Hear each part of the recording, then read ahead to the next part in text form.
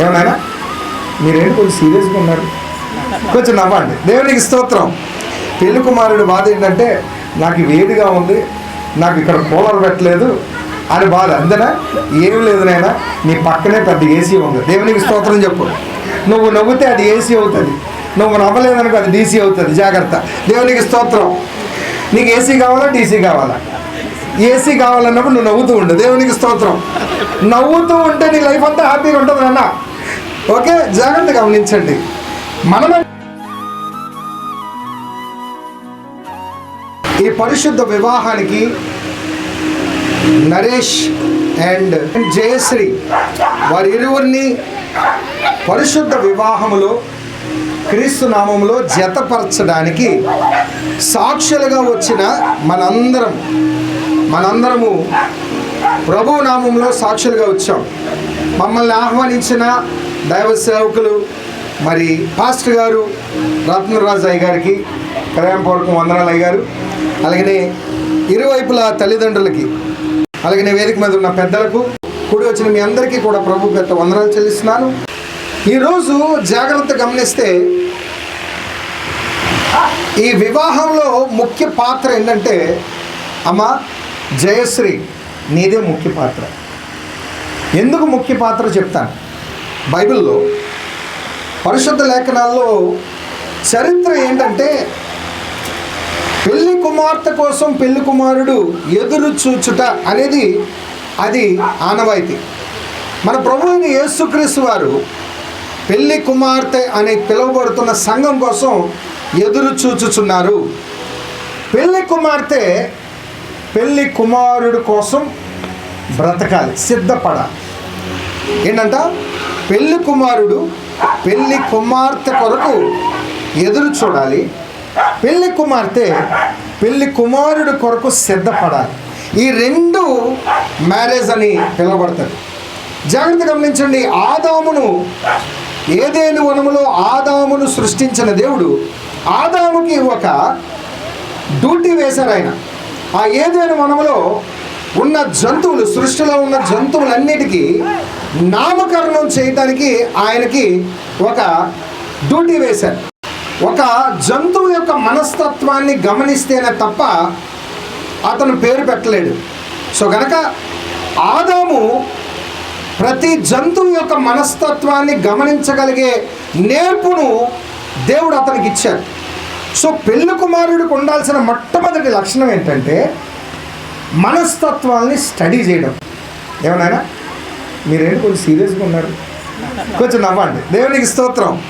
పెళ్లి కుమారుడు బాధ ఏంటంటే నాకు వేడిగా ఉంది, నాకు ఇక్కడ కూలర్ పెట్టలేదు అని బాధ. అంతేనా? ఏం లేదు నాయనా, నీ పక్కనే పెద్ద ఏసీ ఉంది. దేవునికి స్తోత్రం చెప్పు.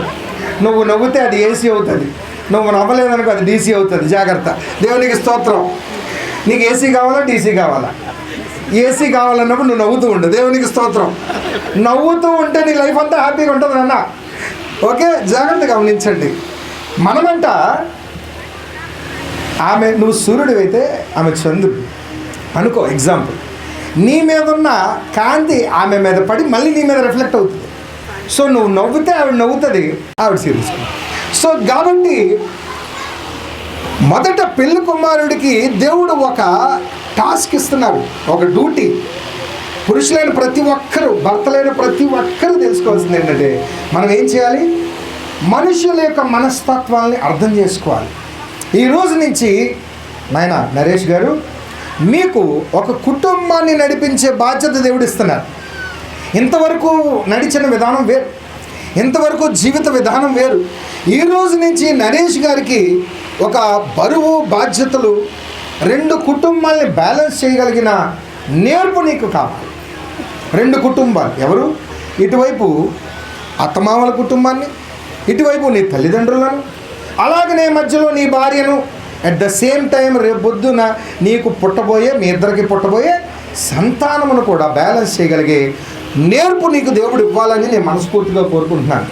ఎందుకంటే ఆదాముని మొదట సృష్టించిన వెంటనే అవ్వమ్మని ఇవ్వలేదు. ఆయన ఏమన్నారంట? నరుడు ఒంటరిగా ఉండుట మంచిది కాదు అని ఆయన ఎంచి ముందు ఆయనకు ఒక డ్యూటీ ఇచ్చాడు. ఏంటో డ్యూటీ చెప్పు? ఏదైనా వనములో ఉన్న జంతువులన్నిటికీ పేర్లు పెట్టే పని ఇచ్చాడంట. ఒక పులి ఉందనుకో, దాన్ని పులి అని పిలవాలంటే దాని మనస్తత్వాన్ని తెలియాలి. ఒక కోతి ఉందనుకో, అది అల్లరి చిల్లరగా ఉంటుంది కనుక దాన్ని కోతి అని పేరు పెట్టాడు. అంటే అర్థం ఏంటి? దాని మనస్తత్వాన్ని ఎరిగి పేర్లు పెట్టే నైపుణ్యత మానవుడికి ఇచ్చాడు దేవుడు. ఆ నైపుణ్యత వచ్చిన తర్వాతే భార్యను తీసుకొచ్చి ఇచ్చాడు. దేవునికి స్తోత్రం చెప్పు. అయితే ఈరోజు నీకు కుటుంబాన్ని నేర్పరితనముతో నీ కుటుంబాన్ని నడిపించుకునే దీవెన నీకు దేవుడు ఇవ్వాలని నేను ప్రార్థిస్తున్నాను. అయితే అన్నిటికన్నా సెంటర్ ఆఫ్ అట్రాక్షన్ ఎవరంటే జయశ్రీ. నాన్న, ఈ రోజు నుంచి దేవుడు నీకు ఒక భారం ఇచ్చాడు. ఏంటో తెలుసా? ఇక మీదట నీ సొంత ఆలోచనలు కాక, నీకున్న ఆశలు ప్రకారము కాక, నీకున్న అనేకమైన కోరికలు ఉంటాయి, కోరికల మీద కాక, నీ భర్త అయినా నీ శిరస్సుకు వరకు బ్రతకడం నేర్చుకోవాలి.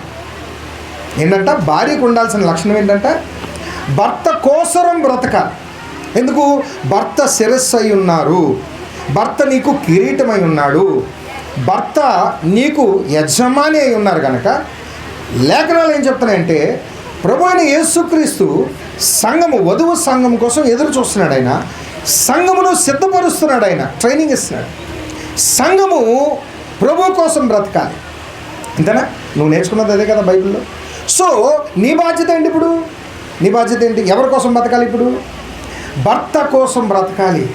అంటే దేవుణ్ణి వదిలిపెట్టేమన్నా చెప్పు. ఇప్పుడు చెప్పు, ఏం చేయాలి? ఏం చెప్పాలి? నువ్వు భర్త కోసం బ్రతకడం అంటే భర్తను దేవుని యొక్క భక్తిలో నడిపించుకుంటూ, నీ కుటుంబాన్ని భక్తిలో నడిపించుకుంటూ, భర్తకు లోబడుతూ, భర్త ఇష్టాయిష్టాలని తెలుసుకుంటూ, ఆయనను ఏ విధంగా నేను సంతృప్తి పరచగలను అని నువ్వు ఎల్లప్పుడూ ఆ వారి కోసం బ్రతుకుతూ, రెండో బాధ్యత ఏంటంటే అన్నిటికన్నా పెద్ద బాధ్యత తల్లి, రెండు కుటుంబాన్ని కలపాలి. అత్తవారి కుటుంబాన్ని, అమ్మవారి కుటుంబాన్ని, రెండు కుటుంబాన్ని కలిపే బాధ్యత ఎవరిదంట చెప్పు. నీకు ఏది కావాలో అవన్నీ నరేష్ చూసుకుంటాడు. నరేష్ కొన్న బాధ్యత ఏంటి? నీకు ఒకటే బాధ్యత నాన్న, ఏంటి? ఈ అమ్మాయిని జాగ్రత్తగా పువ్వుల్లో పెట్టి చూసుకో. ఈ అమ్మాయి నీకు ఏది కావాలో అన్నీ నీకు చేసి పెడతాడు. దేవునికి స్తోత్రం చెప్పు. హల్లెలూయా. అయితే సామెత ఉంది, ఏంటి తెలుసా? పుట్టినింటిలో గొప్పతనం, మెట్టినింటిలో చెప్పు. తెలీదా? పుట్టినింటిలో గొప్పతనం మెట్టినింటిలో చెప్పకూడదు. మెట్టినింటిలో ఉన్న కష్టం పుట్టింటికి చెప్పకూడదు. ఇది సూత్రం, జీవిత సూత్రం. జీవితంలో ఎప్పుడైనా ఒకటి గమనించండి భార్యలారా, మీ పుట్టింటి గొప్పతనాలు మెట్టింటిలో చెప్పకండి, మెట్టినింటిలో ఉన్న కష్టాలు పుట్టింటిలోకి చేరవేయకండి. నీ భర్త గౌరవాన్ని నిలబెట్టు తల్లి. దేవునికి స్తోత్రం. హల్లెలూయా. నీ అత్తింటి వారి గౌరవాన్ని నిలబెట్టు తల్లి. ఇప్పుడు దాకా నీ తల్లిదండ్రులు నిన్ను పెంచి పోషించారు, ఇక మీదట నిన్ను ఆదరించేది, నిన్ను కన్న కూతురుగా చూసుకునేది, నిన్ను సొంత భార్యగా స్వీకరించిన నీ భర్త, నీ అత్తమావలే నీ కుటుంబము. అర్థమవుతుందా తల్లి? ఇక మీదట నీవు కుటుంబం మారిపోతున్నావు. నీ కుటుంబం మారిపోయింది అంటే తల్లిదండ్రులు ఇక కారా లేరా అంటే కాదు, నువ్వు ఇంకొకరి కోసం బ్రతుకుతున్నావు. నిజంగా చెప్పాలంటే గొప్ప త్యాగం అనే చెప్పాలి. మీ తల్లిదండ్రులు గొప్ప త్యాగం వాళ్ళకి.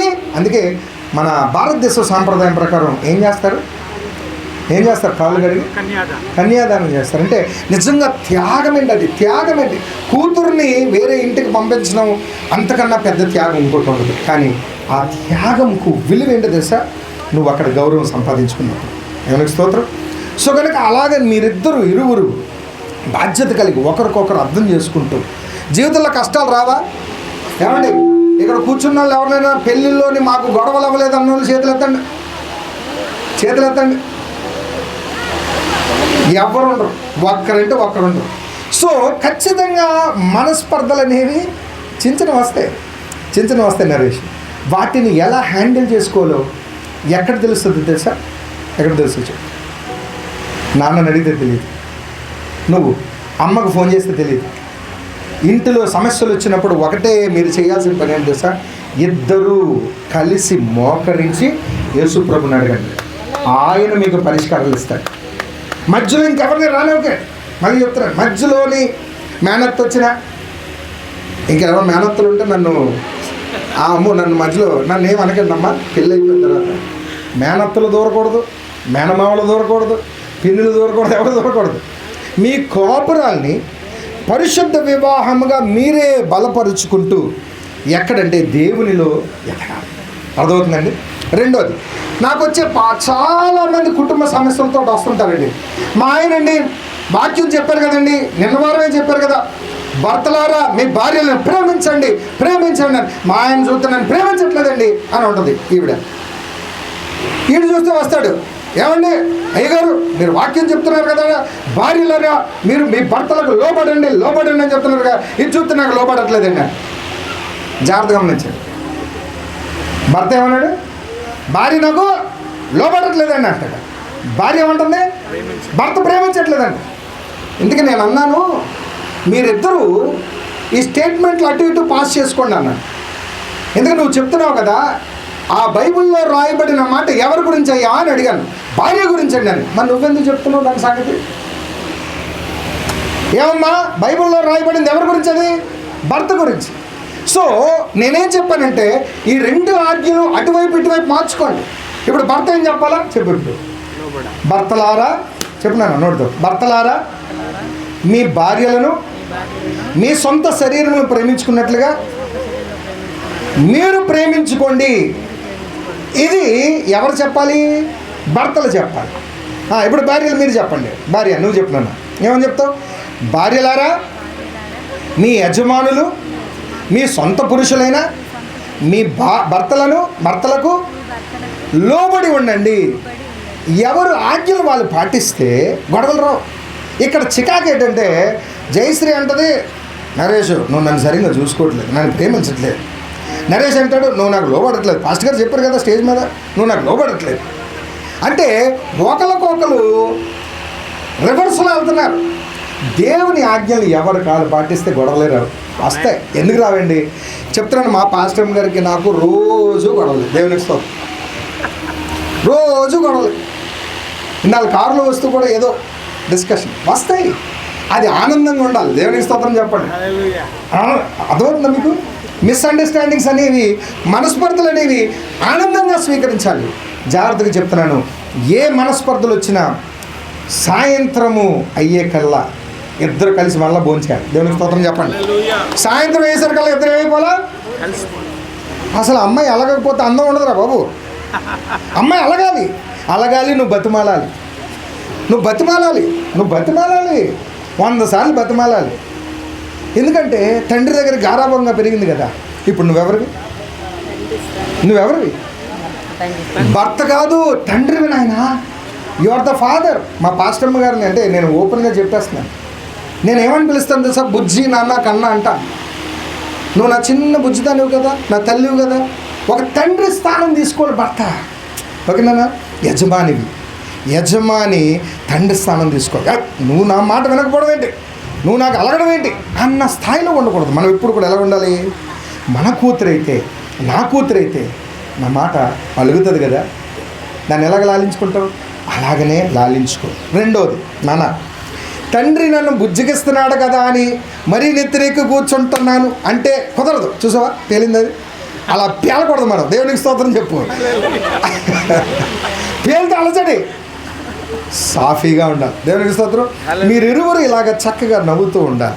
అయితే నరేష్ ఇంకో మాట చెప్తున్నాను, భార్యల కంట ఏది కొనివ్వు వాళ్ళకి సంతృప్తి ఉండదు.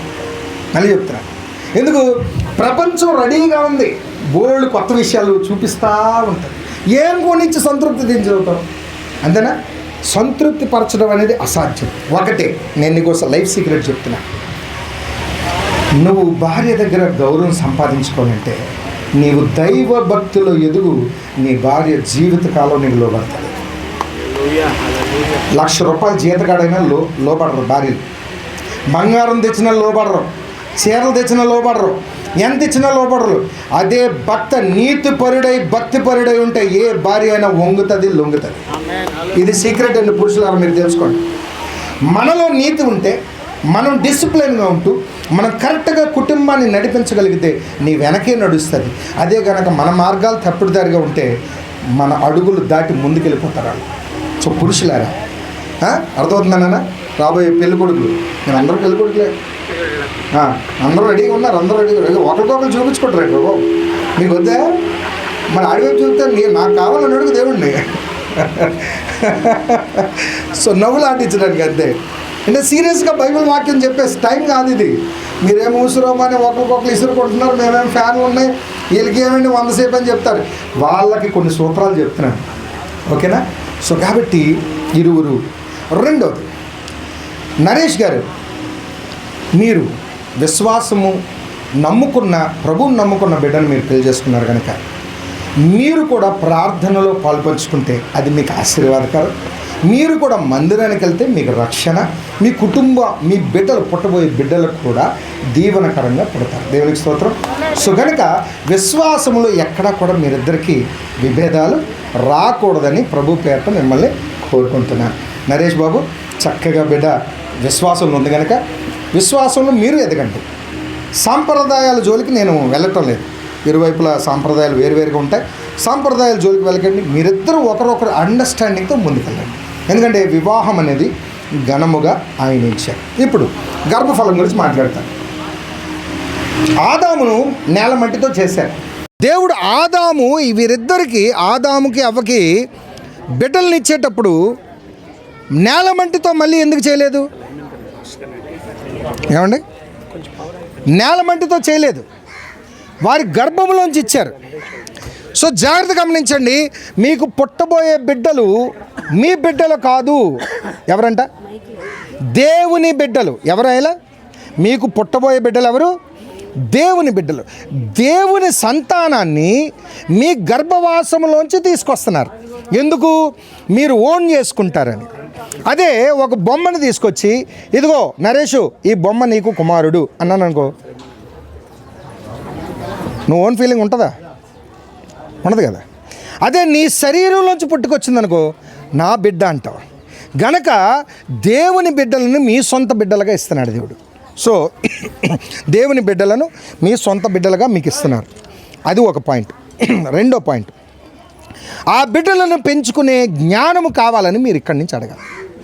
రెండోది బిడ్డల కోసం ఒకటే కాదు, మీరిరువురు పవిత్ర వివాహంలో ఎదుగుతున్నప్పుడు అనేకమైన అవరోధాలు వస్తాయి. వాటన్నిటిని జయించే జ్ఞానము దేవుడు మీకు ఇవ్వాలని ప్రార్థించండి. ఇంకా అన్నిటికన్నా ఫైనల్ పాయింట్ ఒకటి చెప్తున్నాను. ఇక్కడ నుంచి కదిలిన తర్వాత ఒక కొత్త కాపురం పెట్టాలంటే ఏముండాలి? మొదట చెప్పు నాయన. మీ ఇంట్లోనే, మీ ఇంటికే వస్తుంది పాప. మీ ఇల్లు గడవాలంటే మార్నింగ్ లేచిన వెంటనే ఏం చేస్తారు చెప్పు? ఫస్ట్ ప్రేయర్ చేసుకున్నాక ఏం కావాలి? టీ తాగుతారు కదా. టీ కావాలంటే ఏం కావాలి? పాలు ప్యాకెట్ కొనాలి కదా. కొనాలంటే ఏముండాలా? అది ఇక్కడే తేడా కొట్టేస్తుంది. మీ జీవితంలో ఫైనాన్షియల్ జీవితం ఏదైతే ఉందో అది జాగ్రత్తగా ఇప్పటి నుంచి ఒబ్బిడి చేసుకోండి. గుడ్డిగా వెళ్ళకండి. ఇప్పటి నుంచి ఒబ్బిడి చేసుకోండి. అనవసరమైన ఖర్చులు పెట్టుకోకండి. ఆర్భాటాలకు వెళ్ళకండి. సెల్లులు, బైకులు, కార్లు వద్దు. అర్థమవుతుందా? మళ్ళీ చెప్తున్నాను, అనవసరమైన సెల్లులు, అనవసరమైన ల్యాప్టాప్లు, అనవసరమైన కంప్యూటర్లు, హోమ్ థియేటర్లు, ఇంట్లో సామాగ్రి కొనేస్తాను, అది కొనేస్తాను, ఇది కొనేస్తాను, వద్దు. అర్థమవుతుందా? ఆర్భాటం వద్దు. మన ఇంట్లో ఆర్భాటం పెట్టుకుంటే ఎవడు పెట్ట, మనకి చెప్పుకోవడానికి మనకి ఏది వద్దు. కొంతకాలం సెటిల్ అయ్యేంతవరకు 5 years. మీకు టైం ఎంత? ఇది ఏ ఇయర్? ఇది 2030 వరకు మీరు ఒబ్బిడి చేయాలి. ఎవరి కోసం? బిడ్డల కోసం ఒబ్బిడి చేయాలి. ఎలా ఒబ్బిడి చేస్తావు? బిడ్డ ఆయన తెచ్చిన రాబడిలో దేవునికి దశంభాగం ఇచ్చేసిన తర్వాత మిగతాదంతా జాగ్రత్తగా ఏం చేయాలి? ఒబ్బిడి చెయ్యాలి. ఒబ్బిడి చేయాల్సిన బాధ్యత నీదే. ఆ గుర్రానికి కళ్ళెం వేయాల్సిన బాధ్యత ఎందుకు చెప్పు?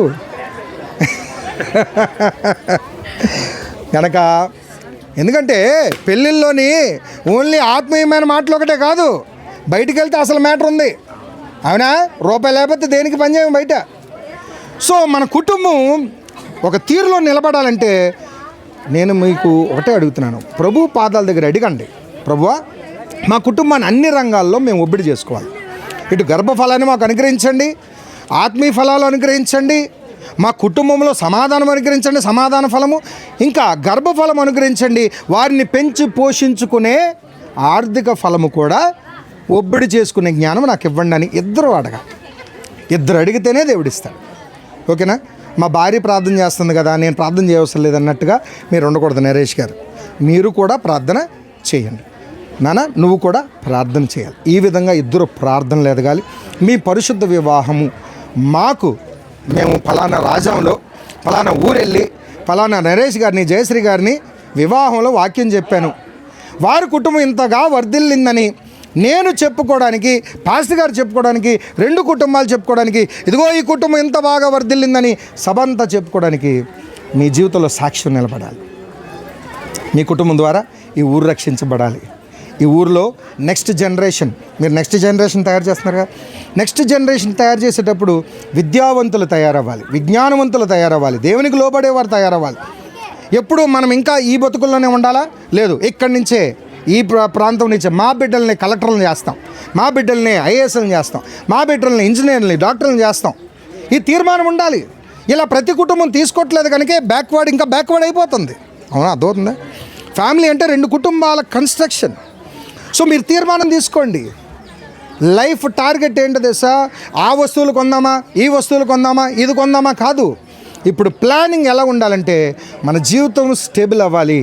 మనం ఫైనాన్షియల్గా ఎవరి మీద ఆధారపడకూడదు. కాబట్టి తెచ్చుకున్న రాబడిని జాగ్రత్తగా ఒబ్బిడి చేసుకునే గుణం ఇద్దరికీ ఉండాలి. దేవునికి స్తోత్రం. అర్థమవుతుందా నాన్న?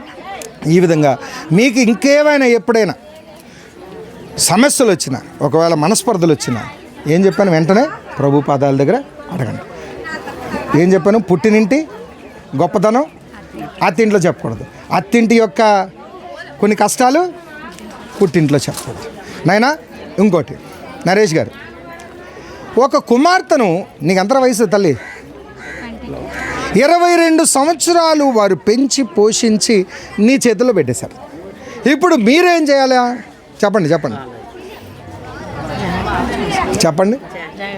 ఎవరిని? భార్యను ఎవరైనా చూసుకుంటారా? అది కాదు ఇక్కడ సమస్య. అత్తమావలను కూడా నీ సొంత తల్లిదండ్రులుగా భావించాలి. భావిస్తావా? మరి సొంత తల్లిదండ్రులుగానే అనుకోవాలి. అర్థమవుతుందా? దయచేసి ఆ విధంగానే భావించండి. ఇంకా 2వ పాయింట్, నీకు అక్క చెల్లెలు ఉన్నారా? అదే, ఓకే. వారి కుటుంబస్తులను కూడా నువ్వు గౌరవించాలి తల్లి. వారిని మాట విన్ను, ఇంట్లో ఎవరున్నా నీ మాట విన్ను, నాకు సంబంధం లేదు అనడానికి వీల్లేదు. అత్తమామలకు లోబడి ఉండాలి. అర్థమవుతుందా నాన్న? అత్తమామలకి లోబడి ఉండాలి. అమ్మ నాన్న పరువు నిలబెట్టాలా లేదా? మాట అనేది రానివ్వకూడదు. ఓకేనా? రేపొద్దున ఎంత ప్రసంగం చేశాను కదా, నాకు రాకూడదు 2 వైపులా. దేవునికి స్తోత్రం చెప్పండి. నేను మళ్ళీ 1 సంవత్సరం తర్వాత మిమ్మల్ని ఫోన్ చేసి అడుగుతాను, ఎలా ఉన్నారు మీ ఇద్దరని. ఓకేనా? బంగారం, ఇద్దరు బంగారులాగా ఉండాలి. దేవుని కృపలో మీరు వర్ధిల్లాలి, మీరు దీవించబడాలి. ప్రభు కృప మీకు తోడుగా ఉండునుగాక. ఆమేన్. ఎందుకంటే టైం లేదు, ఇంకా ఎక్కువసేపు వారికి చెప్పాల్సింది చెప్పేశాను. ప్రార్థనతో ముగించుకుందాం. మన మధ్య పాస్టర్ గారు నిర్మలరాజు గారు ప్రార్థన చేస్తారు. ఇద్దరు దంపతుల గురించి ప్రార్థన చేసి మనము ముందుకు సాగిపోదాం. పాస్టర్ గారికి అప్పచెప్దాం. అమ్మా, మీరిద్దరు లేయండి, మీరు ఇటు రండి అమ్మా. ఇరువురిని దీవిస్తూ ప్రార్థన చేయండి. అందరము ప్రార్థనలో ఉందామండి. ప్రార్థన. స్తోత్రము మహాగరుడ, మంచి దేవ అయ్యా, ఈ పరిశుద్ధ వివాహానికి ప్రభు ఇంత దూర ప్రాంతానికి మమ్మల్ని తీసుకొచ్చారు. మీ దాసులు ప్రభా నాయన రత్నకుమారయ్య గారు మమ్మల్ని ఎంతగా ప్రేమించి, నరేష్ గారిని, జయశ్రీని ప్రేమించి వారి వివాహంలో మాకు కూడా పాలిభాగస్తులు అవడానికి కృప చూపించారు. ఎన్నో మాటలు ప్రభా మీ దాసుడు వెంబడి మీరు మాట్లాడారు. నిజమే నైనా, నరుడు ఒంటరిగా ఉండటం మంచిది కాదు అని ప్రభా నాయన తండ్రి సాటైన సహాయాన్ని ఇచ్చారు. మీకు స్తోత్రాలు. అని ఈ సాటైన సహాయం తన జీవితాన్ని ఆశీర్వదకరంగాను, కలర్ఫుల్గాను, పనిష్మెంట్గాను, దీవెనకరంగాను, ఆశీర్వదకరంగాను ఉండాలి ప్రభా. తన జయశ్రీ ప్రభా నరేష్ జీవితంలో ఒక వెలుగుగా, ఇరుపక్షాల కుటుంబాల్లో సమాధానం, నెమ్మది, సఖ్యత, నాయన ప్రేమ, అనురాగాలతో వీరి జీవితము బ్రతుకు దినాలన్నీ కృపాక్షేమంలో వెంటలాగిన ప్రభా వీరి మీద మీ ఆశీర్వాదం ఉంచమని ప్రార్థిస్తున్నానయ్యా. ఎన్నో ఆశలతో అడుగు పెడుతున్నారు నువ్వు కొత్త జీవితంలో, ఎన్నో కళ్ళతో జీవితంలో అడుగుతున్నారయ్యా. అంతకు మించిన రెట్టింపు ఆశీర్వాదాలు వీరి జీవితంలో నెరవేర్చమని ప్రార్థిస్తున్నాను. ఏనైనా కొరతలున్న తీసివేయమని ప్రార్థిస్తున్నాను.